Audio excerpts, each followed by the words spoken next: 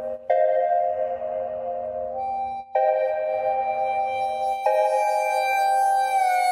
doctrine of discovery is the current system of laws and policies that justify the removal of land from Indigenous peoples.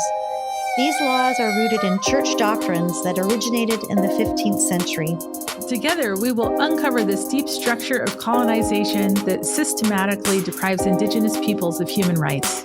I'm Sherry Hostetler, and I hope to start a coalition of Anabaptist people of faith that seek to dismantle the doctrine of discovery. I'm also a Mennonite pastor in San Francisco. And I'm Sarah Augustine, and I also helped start this coalition.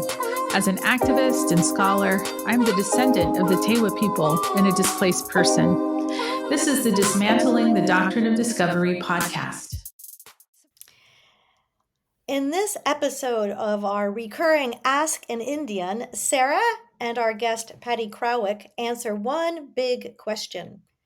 What do white people say to you that you get kind of impatient with? Patty Krawec is an Anishinaabe and Ukrainian writer from Lac Seul First Nation.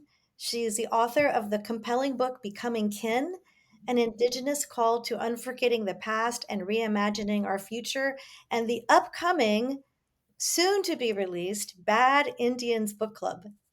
She's also the co-host of the Medicine for the Resistance podcast and the co-founder of Nii'kinaaganaa Foundation.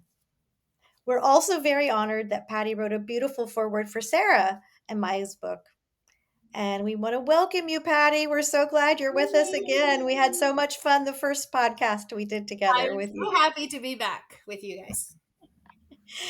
Well, I am just going to kick this off and let one of you go first. I told Patty that in my own mind, I'm calling this annoying things white people say, but you may not wish to call it that. We can say it's things that kind of get under your skin, you get a little impatient with. Which one of you wants to kick this off?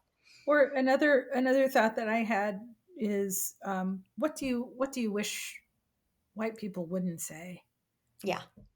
Yeah. I mean, and I'd say I'll get started.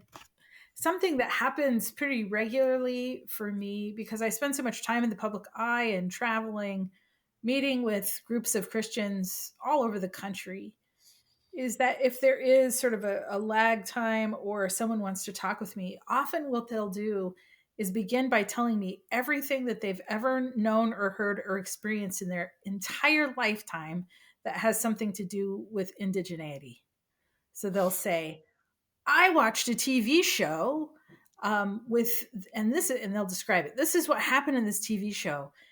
And I also read this book by, an Indian author. Have you read that book? And also, I had a friend in fourth grade who was Indigenous, and, she was from Montana, or, do you know her? And really everything. It's like the litany of everything I've ever heard of. And for me, that's challenging because, I have no response to that. I remember one time this woman describing for me in detail an episode of a TV show that had an Indigenous protagonist, and I just have no response. I don't know. I don't know how to respond to that. And there's also the thing of name dropping. Like, I studied with such and such Indigenous scholar, and it's like, awesome, but that doesn't mean I know them, I don't necessarily know that person. So I guess I don't, it's hard to understand. And I think maybe what you're trying to do is relate to me, but there are other ways to relate. Like, where are you from? Yeah. Well, I think your time? They're just trying to tell us that they're not like those other white people. They're one of the good ones. They've taken the time to educate themselves. I would bet my mortgage that the book they read is Braiding Sweetgrass, which is a pretty safe bet because our mortgage has been paid off. But I would bet you that's the book that they've read is Braid. And I love Braiding Sweetgrass. I really, really do. The Prophet's Daughter followed me on Twitter, and I just about lost my mind. I call her Robin Wall Kimmer. I call you. There's the prophet. I love Braiding Sweetgrass. I loved her book about mosses. They're so beautiful. But they really are the beginning and end of most nice white ladies' engagement with Indigenous thought. And it's a great place to start, but it's not a great place to stop. So yeah, so I would bet you that that's the book. But yeah, I get that and they want to line up, all of their credibility. And so I kind of get it from that point of view, that what they're doing. But I wouldn't, and I don't know, maybe I have done this. When I'm encountering new people from another community, and it's like, oh, okay, because I want to show them that I'm not like completely ignorant, but it is a kind of ignorance. Because it is. It's like, it totally is. It's so much better to just say, I have more of a comment than a question per se. Well, then sit down. Yeah. Sit down. Nobody wants to hear your comment. Eve Tuck has a great thing that she does now, because she's so infuriated by this. I have more of a comment than because people just want to be heard, right? But it's also so disrespectful. Yeah. Like, for somebody to come up to us after a speaking thing and be like, oh, I know, I've met 2 Native people, and one of them was my babysitter, and then I saw Buffy on Sesame Street, and and all this. I don't care. I don't care. But what Eve does is she gives them 10 minutes to talk amongst themselves. Oh, that's good. About about the things that they've heard, and then ask questions. And so that way, that kind of bleeds off that energy of wanting to be heard. And then she says they typically get better questions from when she does that. But I mean, it's the other thing that I find really is when I run workshops and I have like a break in between, and they've got a task that they're supposed to be doing, and then somebody comes up to me in that time while they're supposed to launch into this laundry list of books they've read and people they know and how they're different, because that's basically what it is. You're saying is, I'm not like those other white people. Yeah, It's true. And it's Sarah and I have talked about this. It is a kind of virtue signaling, right? Like, as you said, I'm one of the good people. And I just feel like I know that I have done this as a white person in the past. I think I know enough not to do it, but I'm sure I did it at one time in my life. And I just want to say, like, just try to back off from like the sort of guilt and shame you're carrying. Not that you can't feel contrition or remorse, but just relate like a human being and not have to feel like you have to like virtue signal yourself, because that's actually alienating to relationship. Is that a fair way to say that? yeah, I think so, and I also think that there is just like a disconnect in terms of trying to have conversation in a 10 to 30-second time span. Like, that can't happen, so don't try. Like, really, it's okay to say hello, and you can say, I'm so glad you're here, or I really enjoyed your book, or I respect what you're doing. Those are all great things you can say in 10 to 30 seconds.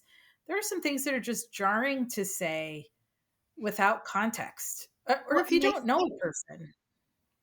Sherry, what you just said about it's alienating for relationship. What that that because what we're talking about is when somebody approaches us during or after a presentation, or like they know us in that capacity, right? Because they've read our books, they've heard us on podcasts, and so they have this parasocial relationship with us. They think they know us, and so they're kind of launching into stage 3 of a friendship. Right? Because in stage 3, like stage 1 is where you're just kind of getting to know each other, and you're like, I like tea. Do you like tea? And you just kind of, feeling each other. You don't want to hang out. You just kind of, doing that kind of early stuff. And it's in the later, maybe stage 3 or 4, where you're starting to share details around, people you may have in common or other things. And yet when you're meeting us right after an event, we haven't gone through stages 1 to 3 with you. You're assuming this whole relationship that doesn't exist. Hmm. And and so that's the moment to say, you know what, Hmm. your book really helped me in this way. Yeah, I like that. And I find that really valuable and helpful because, yeah, writing can be a really lonely, isolating experience. I kind of like that part of it. And then we're expected to go out and be these really social creatures as we're touring the book and stuff. And so I appreciate knowing that how my book landed with people. Hmm. Also, something like I read some book that isn't braiding sweetgrass, and it motivated me to do this in my community. Like, that's a cool thing. That helps me get to know you Yeah. as a person. You're not just looking for cookies. I think that's the exhausting piece of it, Hmm. right? Like Yeah. the I'm so sorry that all white people are terrible and I just feel really bad. Like that, it's that kind of emotional burden. Like, what am I supposed to do with that? What am I supposed Yes. to do with this long laundry list of credibility you're giving me? Wow, Yeah. good for you. No, but no, you're right, but Patty, that's exactly it. It's like I'm wanting to get my emotional needs met through you. And that's kind of alienating. It's like they're wanting that is what the problem is, isn't it? Like I want to get my emotional needs met through you, and it's just not a helpful way to be in relationship. Yeah, like It's I can't tell you that you're being a good, but now I'm thinking I was just at the Fold Festival, which is the festival of literary diversity in Brampton, and I did wait in line to get my books signed by a couple of people, and now I'm replaying my own conversations with them in my head. Um, but yeah, it was more of a, you talked about this and it made me think about that. And this is how these things Hmm. fit together. Thank you so much for your work. And off I go. Or, I told Rebecca Kwong that I found her book at an airport bookstore and I just really loved it. And I don't know if that was a Oh. cool thing to say or not. So I wanted to ask a question. So, Patty, what else do you find do you just wish people wouldn't say? And I mean, that has to do with being Indigenous. I have a list actually, but I wonder how much of it. I too. I have a whole Well, list of things. I get two questions Mm, so often that I preface my Q&As now by saying I'm not going to answer these questions. mm, The first one is, what do you want us to do? mm, And I find that one, what do Indigenous people want us to do? And becoming kin, every chapter ends with a task because my mm. editor said, and if anybody in the audience doesn't like this, they can take it up with her. She's a white woman. She said, white people like to be told what to do. And you're giving us all these feelings with every Yeah, chapter, and we don't know what to do. yeah. And part of that, I mean, she's speaking to a broad overall truth about how we've been de-skilled in around organizing and we don't know what to do. We feel helpless. Hmm. And so I thought of that. That's great. So at end of every chapter of Becoming Ken concludes with tasks. That was something I really liked about The Land Is Not Empty, and then So That Our Children May Live, is that there's concrete things for people to do, Mm, which is really helpful. So when I get that in a presentation from people who have read the book and they say, what do you want us to do? I've started responding with, have you already done everything? Because every chapter ends with tasks. And what they're looking for, and it kind of follows with the second question that I get, they're looking for absolution. yeah. They want me, they want me to give them something, a task that they can't do, that's not possible. And then they can say, well, they tried. Hmm. And the thing that Patty said that Indigenous people wanted, which isn't the same as the same thing that other Native person said Indigenous people wanted. So I don't know what they want, you know. They can't get their act together because they don't all say the same thing. Because I guess at Indigenous Meeting Club, we didn't come up with our primary three asks, and we need to, when I see you at the club meeting later next month, we'll come up with something. But the other question that I get is, well, what do you mean by land back? What about my house? And they want me Mm, to assure them that everything for them, that their lives will stay basically the same. And we just mm, want them to be more polite. We just mm, want them to be mm, more nice. And mm, like the tasks in Becoming Kin range everywhere from notice what's on your bookshelf right up to organize the people around you. Like it starts easy and it gets hard. With land back, my answer is like, what if the government came and took your community off the map to put a highway there, which happens?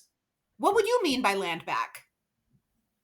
If the government was going to appropriate your property to put a highway on it, and you said, I want my land back, what would you mean? That's what we mean. We want our land back. Like it's not that it's like the Israel-Palestine thing. It's only complicated when you're trying to protect what you stole.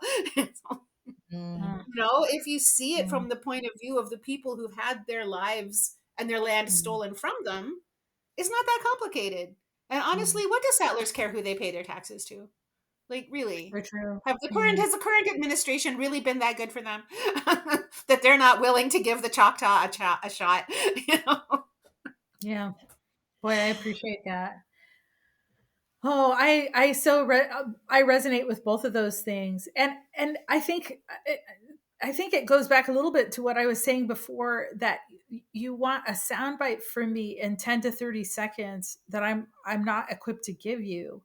And I think that the reason to put me in that weird situation is because you're looking for absolution, and I don't have it to give. It's not on offer. And it's not because of the depth of my bitterness. It's because the problems that we face, we now all face. I mean, we Also, have the to work depths of the together. bitterness. That too. Don't underestimate the depths of my bitterness. but I mean, some things are not things we're going to talk about in 30 seconds or in blocks of 30 seconds. Yeah. And that's another thing that really irritates me. Although I get those same things that you do, Patty, I really relate to that. I grow tired of people saying, what do you want us to do? I mean, I'm an activist. And so we have an entire coalition that's talking about that. and everywhere I go, I say, we need you to join the coalition. So that's something you can do. It's very concrete. Yeah. And one of the things, like you had said, I don't know, maybe in another conversation about, or maybe earlier in this one, about the white guilt, and they just feel so bad, and they just want to apologize for everything that all white people have done throughout history. And it's just, when you apologize for everything, you're taking responsibility for nothing, right? Because what are you supposed to do, say in the face of that? So, but that's how my foundation got started. Because there was somebody who said that to me, and I was just so exhausted by it. I was like, you know what? If you feel so bad, you should pay some rent. And then I thought, wait, that's a great idea. And so I zoomed over to Patreon and started a fundraiser, and the fundraiser became a foundation. And that's what we do. We take money from guilt-ridden settlers and we turn it over to Indigenous people.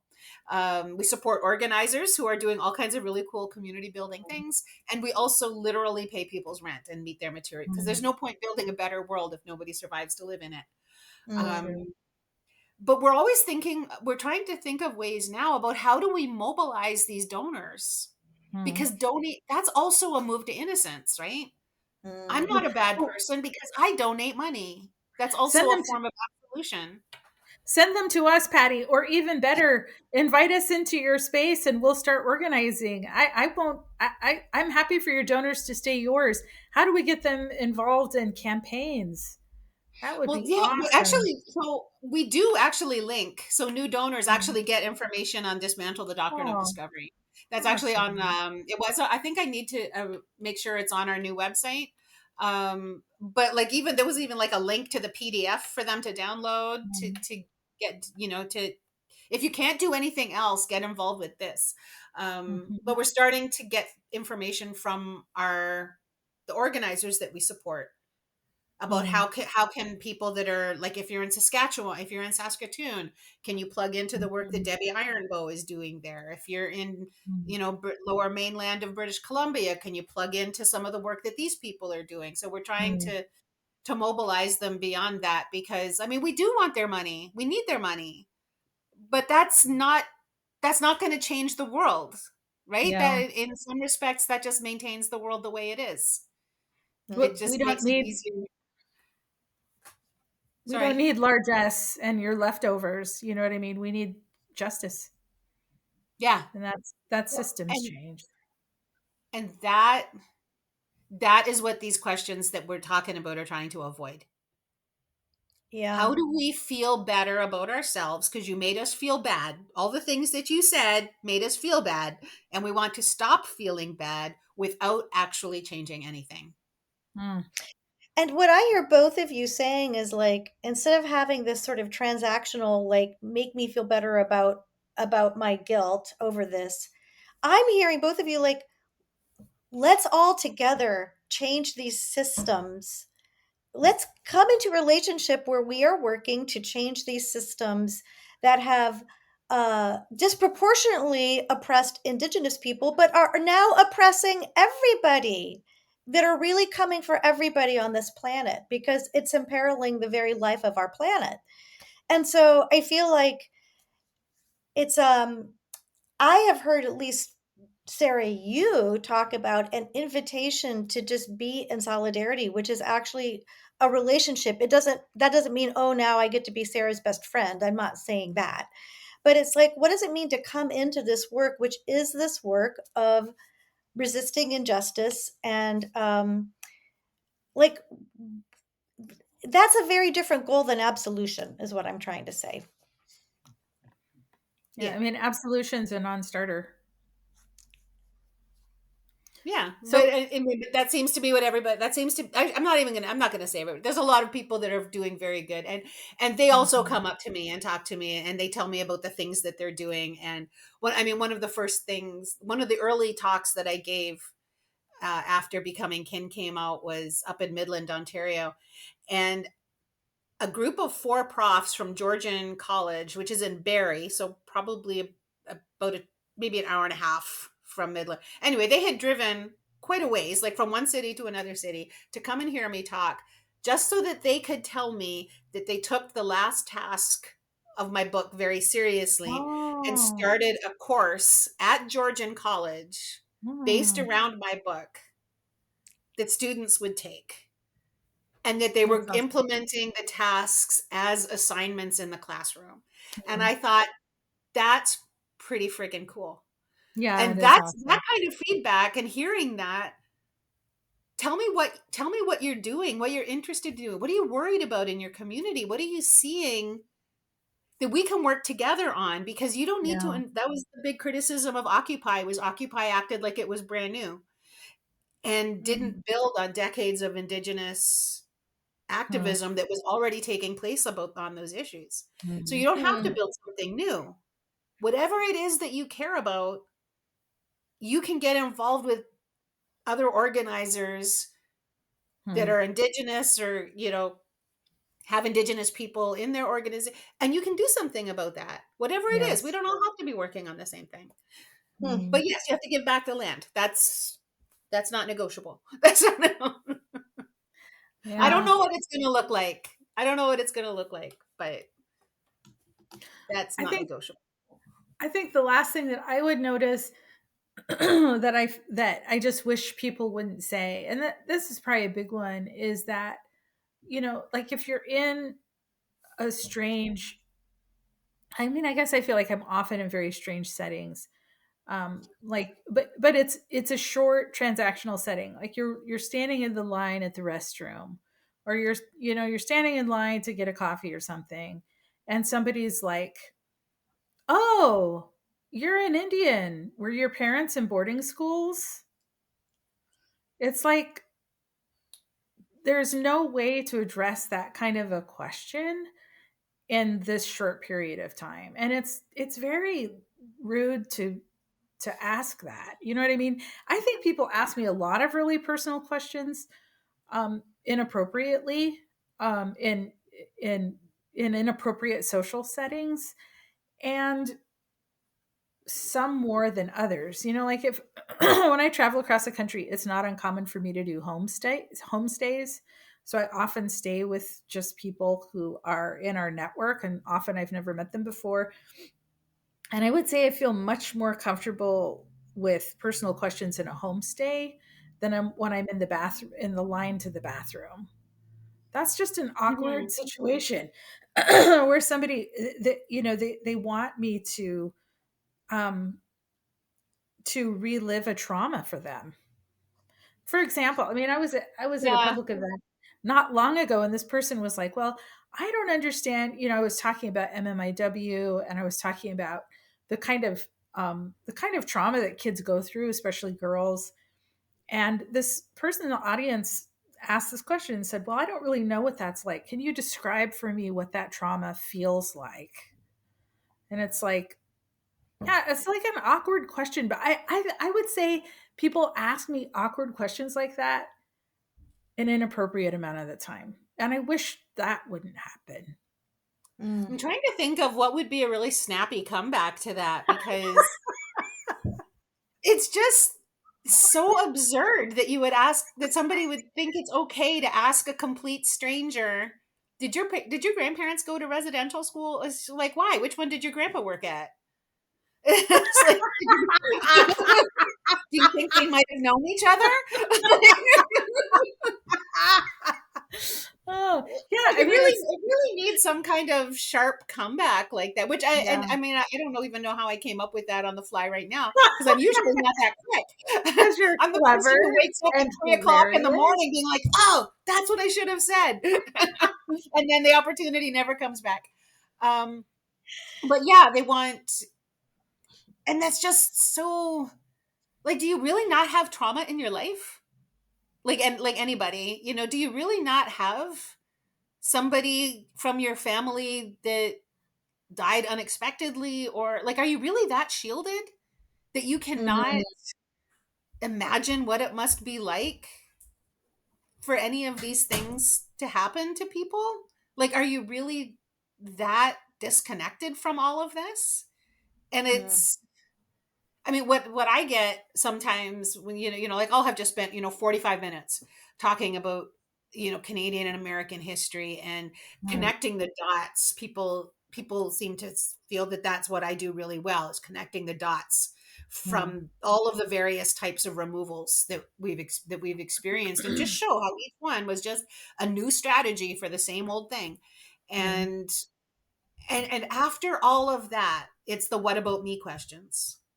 mm, It's what about me? What about my house? What about my family? And fucking everybody brings mm. up the Irish. The Irish were slaves too. Yeah, and then they became cops. You're right. You're right. They got the ass end of the stick when they first got here. But even though their own people hated them and sent them here, they still became cops and did that to other people. Did the very same thing they hated. They did it to us. So please don't talk to me about the Irish unless you're talking about labor solidarity. So, but it's the what about me, and it's, I really wish people would lean into their own histories of trauma, because we've all mm, got them. Right? Like my maternal family fled from Stalin. Like, Stalin was so bad that Hitler was better, right? Like when they fled during the Second World War. I mean, my grandma was also German, so that helped with going into Germany. They fled Stalin. They lived under Hitler. They refugeed to Canada. They were treated like crap when they got here. Um, she was Mennonite. She married a Ukrainian who's not Mennonite. So the Mennonite community shuns her. So she's got, Mm, and I know that so many people, who have been here for, one or two generations, have similar stories. mm, Freaking the Irish can reach back into that history anytime you need them to, right? They all can. So why can't you lean into that, and mm, and instead of using that to dismiss what we're talking about, mm, use it as a point of solidarity and say, you know what, you're right. mm. Colonialism sucks. This is what it did to my family. mm, Yeah. What can we do together? But instead, they mm, use it to dismiss it because they want absolution. They want to keep what they've got. And, this isn't Riddick. You don't keep what you kill, right? This isn't, that's like an obscure sci-fi movie. But like, Mm, this isn't that society. You don't keep what you kill. Like, it doesn't work that way. we mm, we gotta find a way to work together, because like you said it early on, Sherry, eventually climate change is coming for everybody, mm. and we're not going to Mars. Like, I hate to be the bearer of bad news, but we're not going to Mars. This is our planet. Yeah. Or if we do, very few of us are going to Mars, you know? Yeah, I mean, exactly. yeah, and And it's that's not not going going to to be be a great very for a really long time fun anyway. trip It's for going to be any of really them. terrible. Yeah. It's going to be really, Well, yeah. Yeah, I appreciate what you're saying in terms of um, well, from my point of view, trying to take something that is systemic and once again apply individualism to it. Mhm. So, Mm, you know, colonization may have been bad or these systems may be bad, but I'm excluded from that, which is kind of like trying to exclude yourself from the food web. You know, no one gets to be excluded from the food web, even if you're vegetarian. If mm, you're just consuming corn and soy, which are the primary things that vegetarians consume, growing corn and soy at an industrial level is also leading to the death of animals, right? Like you're part of it. You're part of the food web, no matter what. And and this is the same thing in terms of colonization.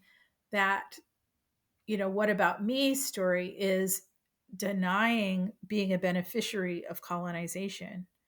And being a beneficiary of colonization does not mean that you're a villain.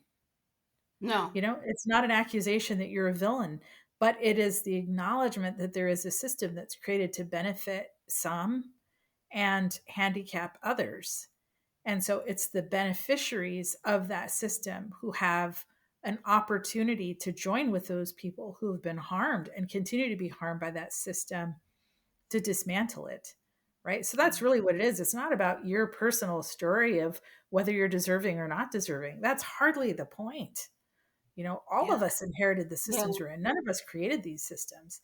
And when we're able to acknowledge our benefit, that's what, to me, is a first step towards true solidarity. Solidarity where we're able to say, wow, there's no three steps to liberation. This is going to require all of our creativity collectively. It's going to require all of our energy, all of our intelligence collectively to imagine something else Mary rather than Kaba just, has this great thing where she talks about our need for a million experiments, hmm, which is what you're mhm, talking about, all of our creativity. And there's no three-step mhm, solution. There's no. no, you know, here's the 10 things that you need to do, no matter where you are in the world. It's no, we need a million experiments. We need all kinds of on the creativity of what are you like large scale, small scale, of all Mhm, kinds of different ways of shaping the community you want. mhm, A mhm, community that doesn't leave people behind. Who's mm, not part of my group? How am I going to make sure that they are part of my group? Who am I forgetting?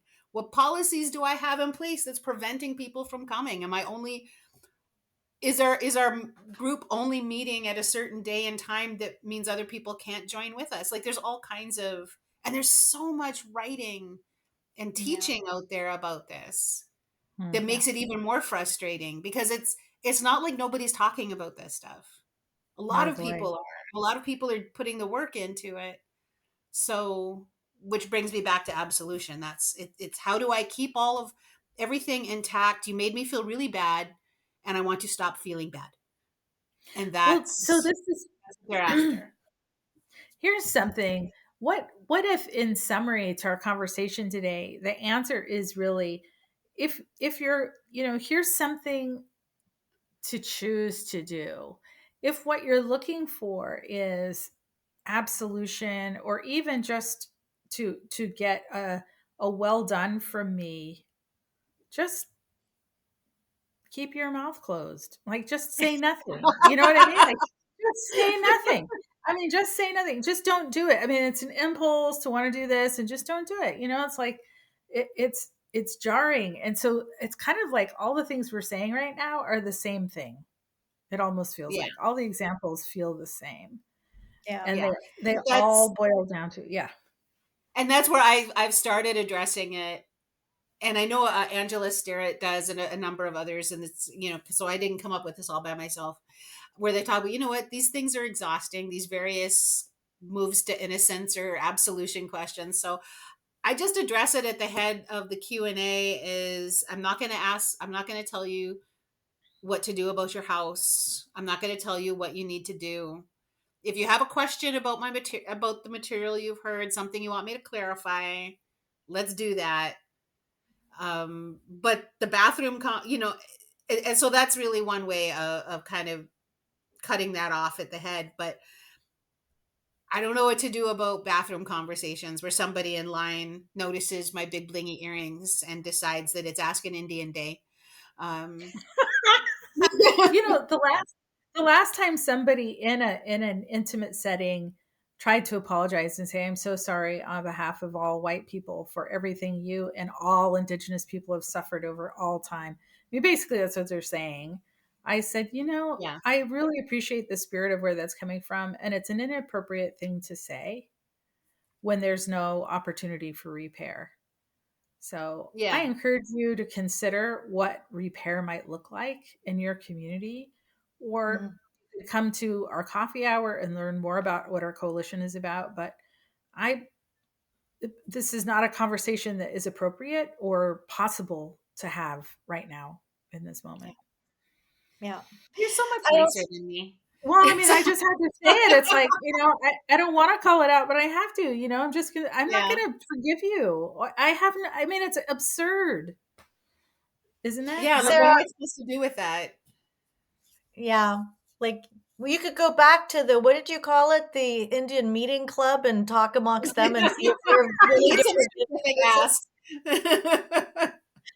So, Sarah, I'm aware that this is one reason that when we send people out on delegations, like to go into Indigenous spaces, maybe we don't do this. Maybe I'm confusing us with someone else. The idea, like, have a buddy that Oh, yeah, if you're a white person, have that's what we another white do. person you can Yep. talk to so that you can deal with these emotions with Yes. another white person so that Yes. you're not Exactly. placing them upon the Indigenous person.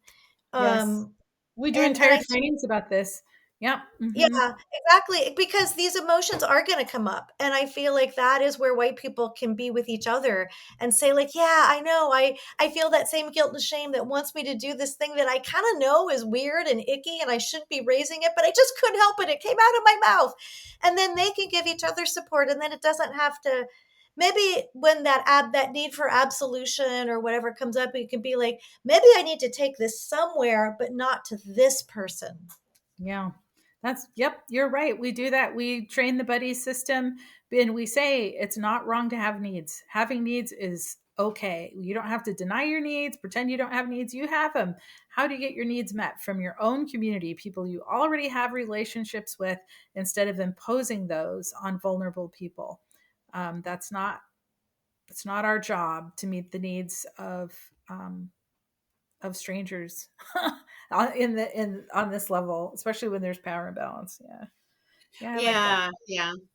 The power imbalance is real because when they're not asking me, Patty, right? They're asking some indigenous in that moment I'm acting as the representative for all Native people, and that's a really big burden to put on somebody. And I don't know that they're thinking it all through like that because they probably aren't having deep thoughts about that, except afterwards, then when they're walking away and then they're saying to their friend, man, that Patty, I asked her, I was perfectly nice and told her how sorry I was on behalf of all the white people. Um, and she was just really snarky to me. What a terrible person. I'm not going to buy her book. And like, that doesn't really make me very sad.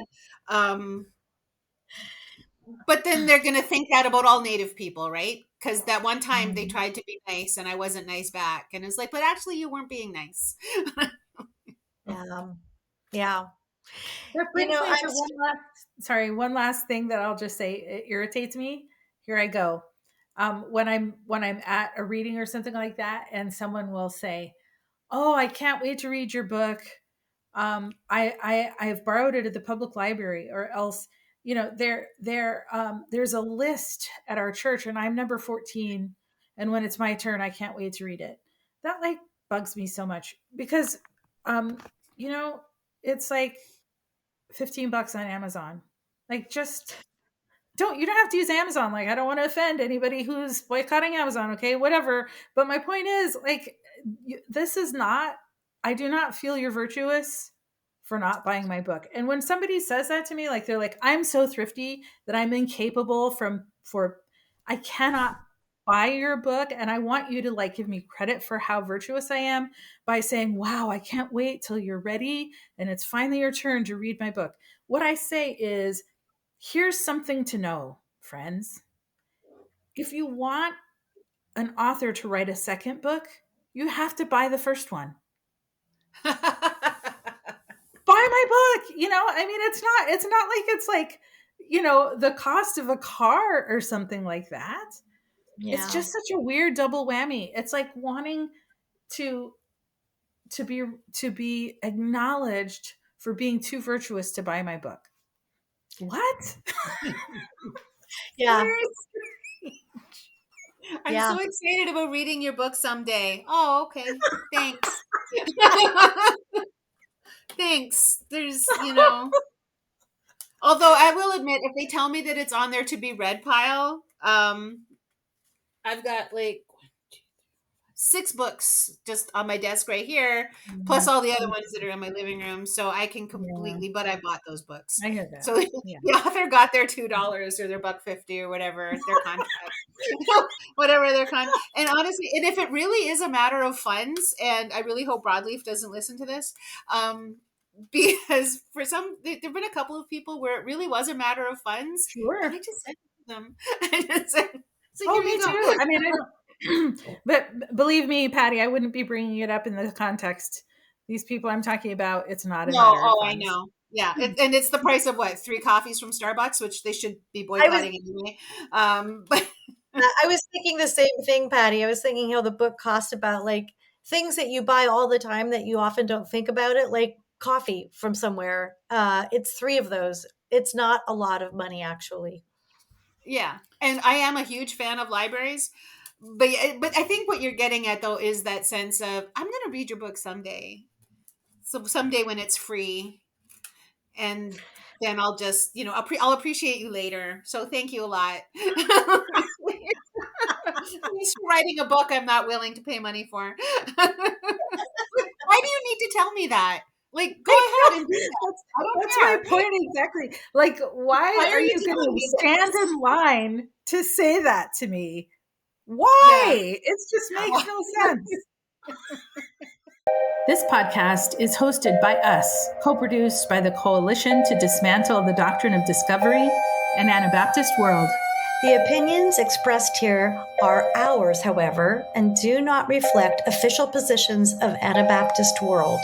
For more information, go to anabaptistworld.org and dismantlediscovery.org. Our theme music is by Micah Peplow and Shannon Kaler. Thank you.